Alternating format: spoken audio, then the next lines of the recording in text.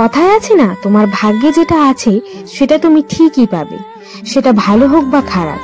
এই কথাটা আমি কেন বলছি সেটা তোমরা ভিডিওটা দেখলেই বুঝতে পারবে। আজ যে গল্পটা বলবো সেটা হচ্ছে 1 ফেব্রুয়ারি 2025-এর। এই বছর সরস্বতী পুজোটা আমার কাছে ছিল খুবই স্পেশাল। কারণটা জানতে গেলে একটু অতীতে যেতে হবে। আমার জন্মের আগে থেকেই আমাদের বাড়িতে সরস্বতী পুজো হতো। আমার একটা বড় দিদি আছে যাকে আমি দিদি ভাই বলে ডাকি। কিছু কিছু ভিডিওতে হয়তো তোমরা ওকে দেখে থাকতে পারো। তো দিদির যখন হাতে খড়ি হয়েছিল তখন থেকেই আমাদের বাড়িতে সরস্বতী পুজো করা হতো।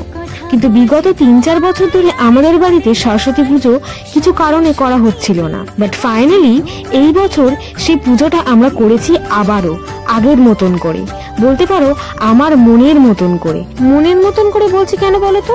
আমার খুব ইচ্ছে ছিল এবার যে মা আমাদের বাড়িতে আসবে সেই মা যেন কাঠামের হয়, মানে কাঠামের প্রতিমা আনার ইচ্ছে আমার বড্ড বেশি করেছিল। কিন্তু যখন আমরা ঠাকুর আনতে গেছিলাম তখন কোনো প্ল্যানিংই ছিল না যে আমরা কাঠামের প্রতিমা কিনবো।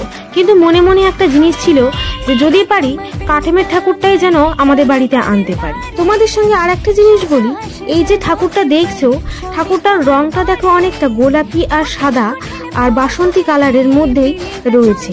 আর আমি যে পিছনের ব্যাকগ্রাউন্ডের ডিজাইনটা করেছি, যারা আমাকে একটু আধটু চেনো তারা জানো যে আমি নিজের হাতে সাজাতে কতটা পছন্দ করি।